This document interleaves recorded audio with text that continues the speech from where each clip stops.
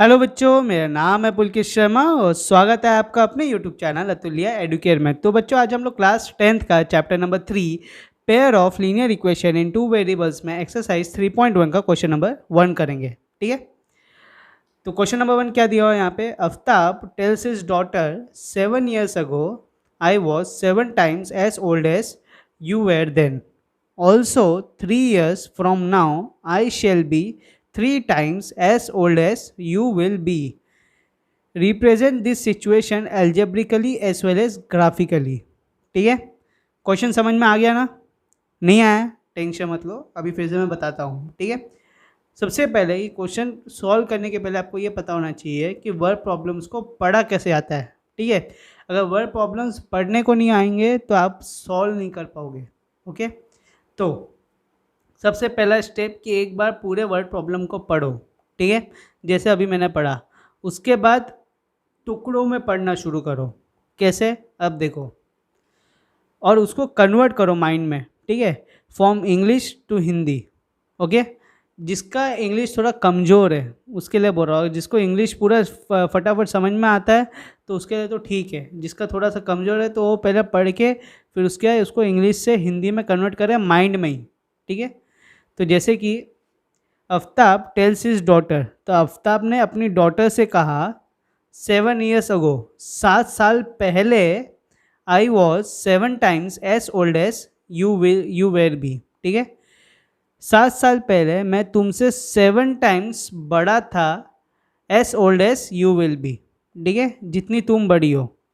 तो यहाँ पे सबसे पहले हमें उसकी प्रेजेंट एज पता होना चाहिए, तभी तो उसकी 7 साल पुरानी एज हमें पता होगी, दोनों की, आफ्ताब और आफ्ताब की बेटी की। तो let suppose the present age of Aftab is x years। यहाँ पे समझ में आ गया। अब उसकी डॉटर की हम लोग ले लेते हैं y years। ठीक है, नाउ क्या बोला इधर, 7 years ago। ओके, टुकड़ों में पढ़ रहे हैं, सबसे पहले हम लोग इतना सॉल्व कर रहे हैं। ठीक है, उसके बाद हम लोग बाकी का सॉल्व करेंगे, नीचे का 3 years from now वाले का। अभी 7 years ago करते हैं। तो 7 years ago, 7 साल पहले, अगर आज आफ्ताब की एज x है तो 7 साल पहले कितनी होगी, x से कम ही होगी ना, x माइनस 7। अगर आज तुम लोग की एज 15 साल है तो मैं अगर पूछूँ आज से 5 साल पहले तुम्हारी एज क्या थी, तो 15 माइनस 5 10। तो वैसे ही आफ्ताब की आज की एज है x, तो 7 साल पहले कितनी होगी, x माइनस 7। वैसे ही उसकी बेटी की भी कितनी होगी, अगर आज y है तो 7 साल बाद कितनी होगी, 7 साल पहले कितनी होगी, y माइनस 7। समझ में आ गया। अब क्या बोल रहा है यहाँ पे, आई वॉज, आफ्ताब ने बोला अपनी बेटी को कि I was 7 times as old as you were then। ठीक है, 7 साल पहले मैं तुमसे 7 times, 7 गुना बड़ा था।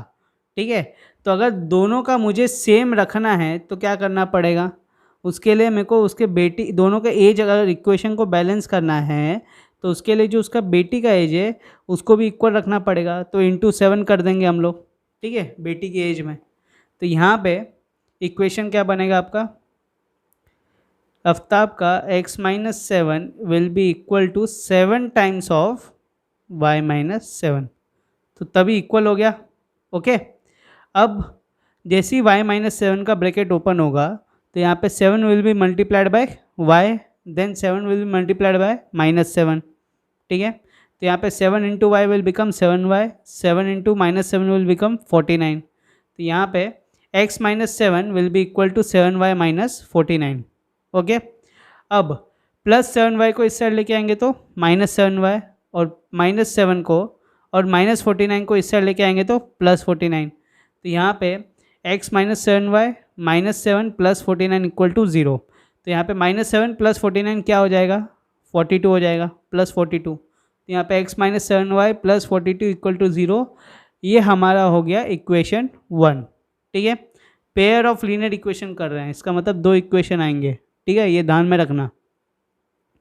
अब आई क्या दिया हुआ है, ऑल्सो 3 years फ्रॉम नाउ, मतलब आज से 3 साल बाद। ठीक है, I shall be 3 times as old as you will be. ठीक है, मैं तुमसे 3 times ज़्यादा बड़ा रहूँगा। आज से 3 साल बाद ये आफ्ताब अपनी बेटी को बोलता है। तो अगर आज आफ्ताब की एज x है तो 3 साल बाद कितनी हो जाएगी? अगर आज तुम लोग की एज 15 साल है तो 3 साल बाद कितनी हो जाएगी?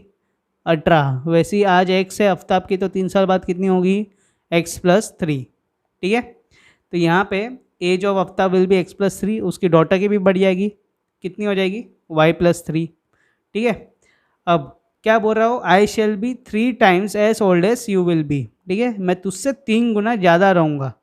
ठीक है, तो उसके लिए अगर इक्वेशन को इक्वल करना है तो 3 किससे मल्टीप्लाई करना पड़ेगा? उसकी बेटी से। ठीक है, तो यहाँ पे बेटी की एज से, तो यहाँ पे x+3 will be equal to 3 into y+3। ठीक है, अब जैसे ही y+3 का ब्रैकेट खुलेगा तो यहाँ पे 3 will B multiplied by y, then 3 will B multiplied by 3। ठीक है, तो यहाँ पे x+3 will be equal to 3y+9। अब यहाँ पे जो +3y है इसको इस साइड लेके जाएंगे तो -3y हो जाएगा, +9 को इस साइड लेके जाएंगे तो -9 हो जाएगा। तो यहाँ पे x - 3y + 3 - 9 इक्वल टू 0। यहाँ तक समझ में आ गया? अब +3 - 9, +3 - 9 मतलब क्या हो जाएगा? -6 हो जाएगा। तो x - 3y - 6 इक्वल टू 0। अब यहाँ पे हमें मिल गया 2 इक्वेशन। ठीक है, पेयर ऑफ लीनियर इक्वेशन हमें मिल चुके हैं। अब हमें क्या करना है? यहाँ पे क्या बोला था? Represent the situation algebraically as well as graphically. Algebraically तो हमने रिप्रेजेंट कर दिया, अब क्या करना है? ग्राफिकली करना है। तो उसके लिए कैसे करेंगे? 2 टेबल बनाएंगे। ठीक है, यहाँ पे ये इक्वेशन 1 का है और ये इक्वेशन 2 का है। अब देखो कैसे करते हैं। यहाँ पे बहुत लोग को डाउट होता है कि कैसे ग्राफिकली करते हैं। x - 7y + 42 इक्वल टू 0 वाला है। ठीक है, तो यहाँ पे हम लोग x ले लेते हैं एक ऊपर और नीचे y लेंगे, मगर ये y x के टर्म में आएगा। ठीक है, तो यहाँ पे x + 42 और ये -7y इससे जाएगा तो +7y, तो 7 इधर जाएगा तो क्या होगा? डिवाइड हो जाएगा। तो x + 42/7 इक्वल टू y। ठीक है, तो यहाँ पे भी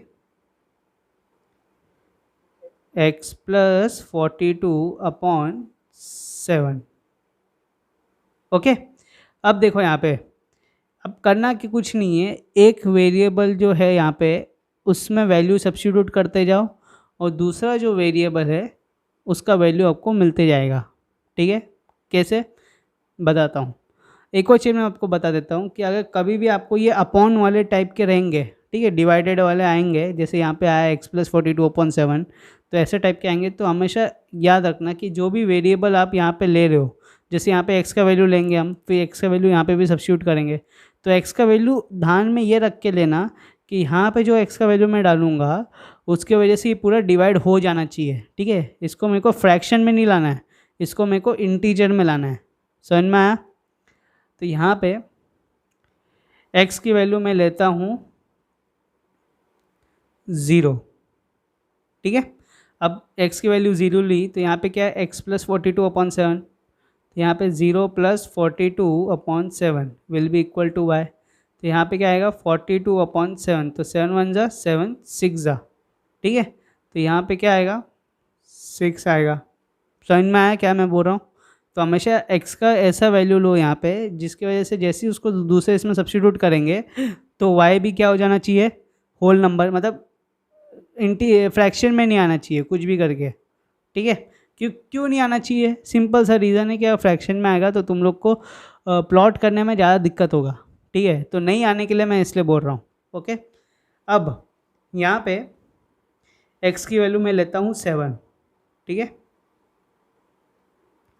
x की वैल्यू अगर 7 लूँगा तो यहाँ पे 7 + 42/7 क्या हो जाएगा? 7 + 42 विल बी 49, 49/7 विल बी 7, तो यहाँ पे क्या आएगा? 7 आएगा।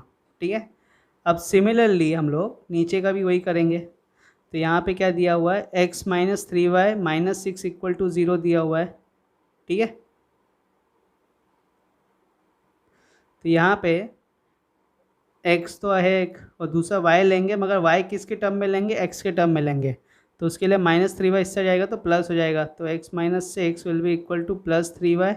अब 3 इधर मल्टीप्लाई इससे जाएगा तो डिवाइड होगा, तो x minus 6/3 will be equal to y। ठीक है, तो यहाँ पे x माइनस 6/3, तो यहाँ पे अगर x मैंने 0 लिया तो क्या हो जाएगा, इधर x 0 हो जाएगा यहाँ पे, तो क्या बचेगा -6/3। अब 3 की टेबल में 6 कब आता है, 2, और आगे क्या है माइनस, तो क्या हो जाएगा ये -2। अब यहाँ पे मैं x की वैल्यू लेता हूँ 6, ठीक है। अगर x की वैल्यू मैं लेता हूँ 6 तो क्या हो जाएगा यहाँ पे 6 माइनस 6/3, ठीक है। 0/3 विल बी 0, तो इधर हो जाएगा 0। समझ में आया? ठीक है, तो हमें यहाँ पे सॉल्यूशन मिल गए, दो सॉल्यूशन दोनों इक्वेशन के। क्या मिला हमें, सबसे जो पहला सॉल्यूशन मिला है दैट इज़ 0,6, या आप कोऑर्डिनेट बोलो ग्राफिकली, ठीक है। दूसरा मिला हमें 7/7, 7,7। इसमें हमें मिला है 0,-2, और सेकेंड में मिला है 6,0। ठीक है, अब इसको हमें सब्स्टिट्यूट करना है। ओके, क्या क्या मिला एक बार फिर से लिख लेता हूँ मैं यहाँ पे, 0,6, 7,7, और सेकेंड का हमें मिला है 0,-2 और 6,0, ये हमें मिला है सेकेंड के लिए। ठीक है, तो यहाँ पे सबसे पहले आपको ग्राफ को समझना पड़ेगा। ठीक है, ग्राफ में दो एक्सिस होती है, एक होती है एक एक्सिस, दूसरी होती है वाई एक्सिस। ठीक है, ये वाला जो साइड होता है this is positive x axis, ये वाला साइड जो होता है that is negative x axis. ठीक है, सिमिलरली यहाँ पे भी पॉजिटिव वाई एक्सिस और नीचे भी नेगेटिव वाई एक्सिस। सेंटर में आपका रहता है 0,0। ओके, अब हमें क्या प्लॉट करना है यहाँ पे, सबसे पहले 0,6, तो 0 कहाँ पे है, हमेशा याद रखना ये जिस तरीके से लिखा है ना ये हमेशा x, y के फॉर्म में लिखा रहता है। ठीक है, ये कोऑर्डिनेट है आपके पहले इक्वेशन के, तो यहाँ पे x की x जो एक्सिस है, x एक्सिस में क्या प्लॉट होगा, 0 होगा, मतलब ये सेंटर में ही रहेगा। और y एक्सिस क्या है, यहाँ पे 6 है, तो यहाँ से y एक्सिस में +6, मतलब यहाँ पे होगा। ठीक है, यहाँ पे आपका पहला पॉइंट होगा 0,6, ये नीचे लिख लेता हूँ मैं 0,6, जिससे आप लोग को डाउट ना हो। ठीक है, हाँ एक और चीज़ मैं बताना भूल गया, सॉरी। देखो 0 से 1 ये क्या है आपका 1 सेंटीमीटर है। ठीक है, तो यहाँ पे हम लोग 1 यूनिट को 1 सेंटीमीटर ले लेते हैं। ठीक है, ये मार्किंग आप अपने हिसाब से कर सकते हो, यहाँ पे 10 ले सकते हो, तो आप लिख सकते हो कि 1 यूनिट इक्वल टू 10 सेंटीमीटर। ठीक है, यहाँ पे अगर 0 की जगह 10 लेता तो क्या होता, 1 यूनिट इक्वल टू 10 सेंटीमीटर, ये एक यूनिट है। ठीक है, ये एक बॉक्स को क्या बोलते हैं, एक यूनिट। ओके, तो यहाँ पे 1 सेंटीमीटर लिया, तो यहाँ पे 1 यूनिट स्केलिंग, इसको बोलते हैं स्केलिंग। ठीक है, 1 सेंटीमीटर तुम लोग को पता ही रहेगा, ये जिनको नहीं पता एक बार बता दे रहा हूँ। ठीक है, इसका मतलब क्या हुआ कि जब भी मैं प्लॉट करूँगा तो इसको 0, 1, 2, 3, 4, 5, 6 ऐसा लिख सकता हूँ। ठीक है, अगर इधर 1 यूनिट इक्वल टू 10 सेंटीमीटर होता तो क्या लिखता मैं, 0, 10, 20, 30, 40, 50, 60, 70, 80। समझ में आ गया? देखो अब ये आपका हो गया 0,6। दूसरा क्या है आपका 7,7। 7 कहाँ पर है, एक एक्सिस में, तो ये आपका एक एक्सिस में एक हो गया 7। ठीक है, इसको थोड़ा रब करना पड़ जाएगा, इधर दिख देता हूँ मैं, 1 यूनिट इक्वल टू 1 सेंटीमीटर, ये आपका स्केल हो गया। ठीक है, अब एक्स एक्सिस में यहाँ पे 7 है और वाई एक्सिस में चाहिए, तो ये एक्चुअली यहाँ तक मैंने 6 ही लिया था। ठीक है, मैंने एक्चुअली यहाँ तक सिर्फ 6 तक लिया है, 7 मतलब यहाँ पे आएगा। ओके, 7 मतलब यहाँ पे किधर आएगा, और ये स्ट्रेट जाके ये आपका हो गया 7,7। ठीक है, तो जहाँ पे दोनों एक्स और वाई आके इंटरसेक्ट करेंगे वो हो गया आपका 7,7, ये आपका 7,7। तो जो पहली लाइन है वो कैसी बनेगी आपकी, ऐसी आएगी।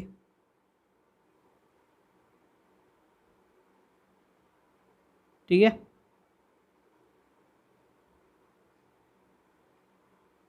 लाइन थोड़ी क्लियर नहीं बन रही अभी, मगर ऐसी टाइप की आपकी पहली लाइन आएगी। ओके, फिर से बना देता हूँ मैं।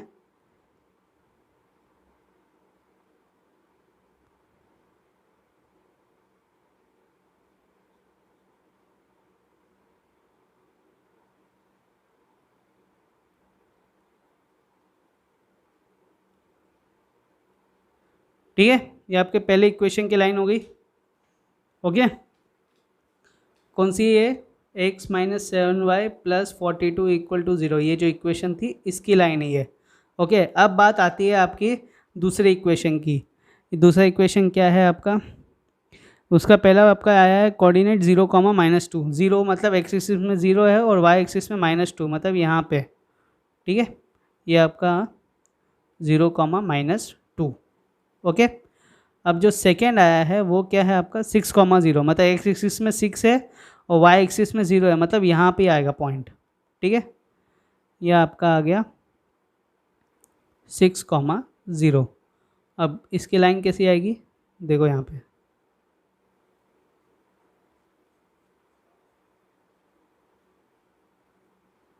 ठीक है, कौन सा था ये? x-3y -6 equal to 0।